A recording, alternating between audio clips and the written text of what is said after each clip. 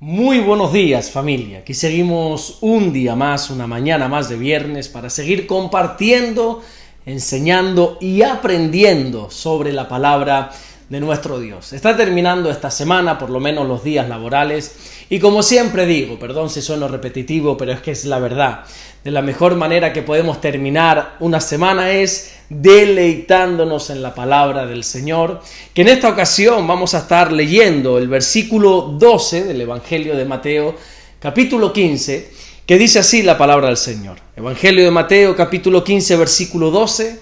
Entonces, acercándose sus discípulos, le dijeron: ¿sabes que los fariseos se ofendieron cuando oyeron esta palabra? Muy rápidamente en contexto de lo que aquí está sucediendo. Mira, los escribas, junto con los fariseos, se acercaron a Jesús para condenar a los discípulos porque supuestamente ellos no se estaban lavando las manos antes de comer el pan.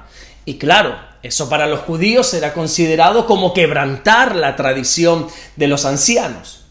Jesús les recuerda que mientras ellos están acusando a sus discípulos o a los discípulos del Señor de quebrantar la tradición de los ancianos, sin embargo ellos, los escribas y fariseos, lo que están haciendo es quebrantar la ley de Dios, para después decirles: oye, acuérdense que lo que contamina al hombre no es lo que entra por la boca, sino lo que sale por la boca.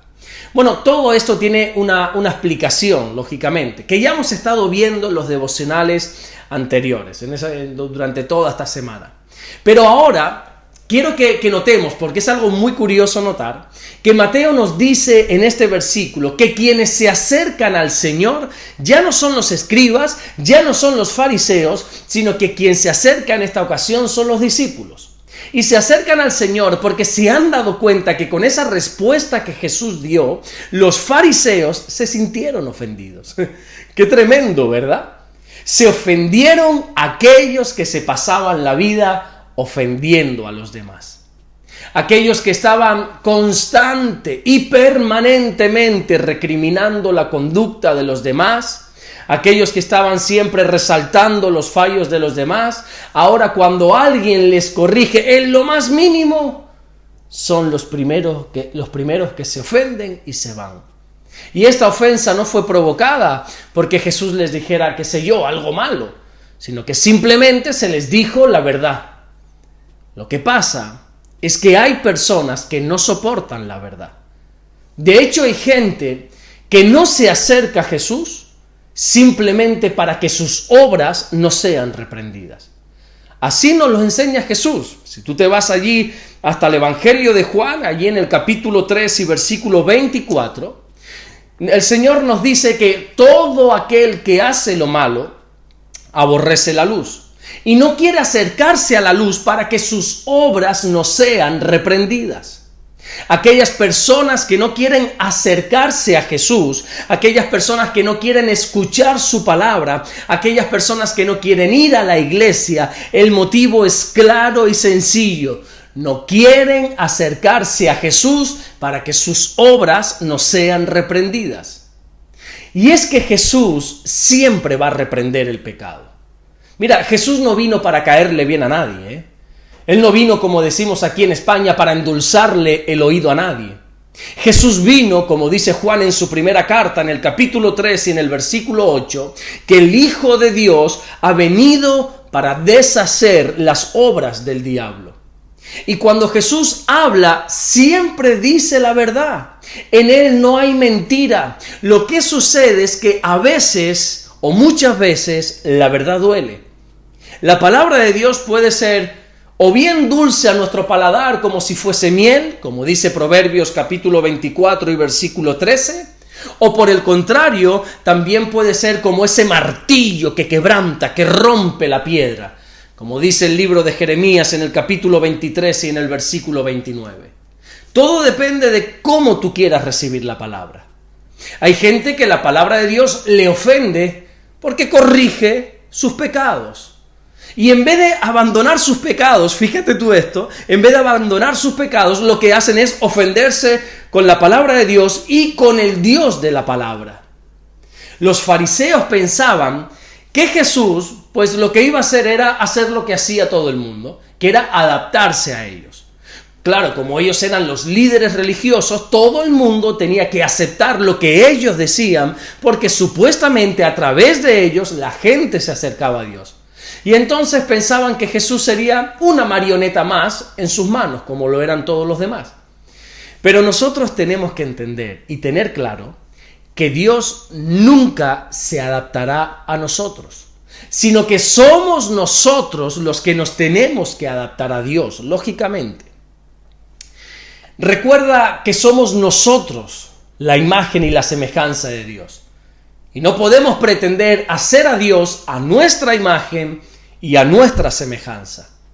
Somos nosotros los que nos tenemos que adaptar a Dios, no Dios a nosotros. Y como Jesús no solamente no hizo lo que ellos querían, sino que además les reprendió, ¿qué hicieron? Bueno, enseguida se ofendieron. Y es que así es la gente que se pasa la vida criticando a los demás. En cuanto tú les dices algo, se ofenden. Esa gente que juzga a todo el mundo. Gente que critica la vida de todas las personas.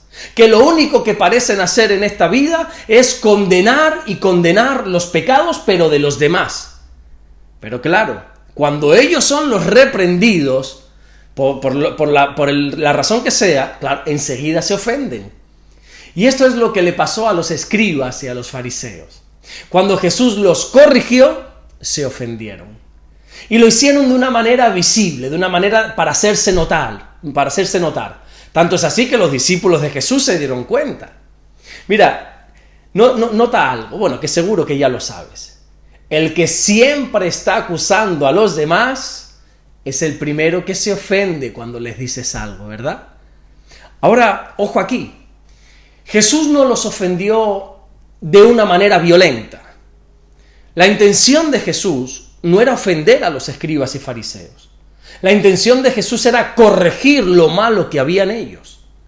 Porque también tenemos que decir una cosa, es que hay gente que no sabe corregir. Hay gente que no sabe exhortar. La Biblia enseña a través del apóstol Pablo, allí en la carta que le escribe a los Efesios, en el capítulo 4 y en el versículo 29, que ninguna palabra corrompida debe salir de nuestra boca, sino que nosotros solo debemos hablar esas palabras que son buenas para la necesaria edificación del oyente. Todo lo que nosotros digamos, así sea para exhortar, así sea para corregir, tiene que ser con el fin de edificar al oyente, nunca de condenar, nunca de señalar o de hacer sentir mal. Jesús no les dijo lo que les dijo para humillarles, sino para corregirles. Lo que pasa es que ellos no querían ser corregidos. La Biblia creo que nos da uno de los mejores consejos allí en el libro, no podría ser menos, en el libro de Proverbios, capítulo 19 y versículo 20, cuando nos dice que nosotros tenemos que escuchar el consejo y recibir la corrección. Y hay gente que no sabe recibir corrección, porque enseguida piensan que le estás humillando. Cuando tú corriges o exhortas, teniendo claro que lo que quieres lograr es la edificación, ahí vas a tener que aprender a medir tus palabras. Porque, como también dice la Biblia, en Proverbios, esta vez en el capítulo 12 y en el versículo 18, hay palabras que son como golpes de espada. Entonces aquí tenemos que aprender a estar en las dos posiciones, ¿verdad? Tienes que aprender a estar en la posición de corregir, que es una posición de siempre querer edificar a la hora de hablar, de corregir. Saber qué palabras usar con el fin de dar gracia a los oyentes. Pero también tenemos que aprender a estar en la otra posición, en la posición de la persona corregida. Tenemos que aprender a recibir corrección. Tenemos que dejarnos exhortar. Mira, hay personas que sabes que no las puedes corregir. Y esto la verdad que es una pena, porque al final ellos mismos están cerrando las puertas a su propia edificación, a su propia bendición personal. Desgraciadamente yo tengo gente que sé que no les puedo decir nada, no las puedo corregir. Me refiero a corregir en el ámbito personal, Porque si tiene que ver en el ámbito de la iglesia, en el ámbito de la comunión de la iglesia, ahí sí tengo que corregir.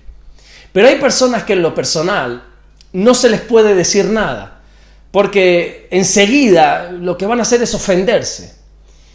Y algunas personas incluso se alegran de esto, se alegran de que ya su pastor no les corrija, o no se les exhorte, o no se les discipline.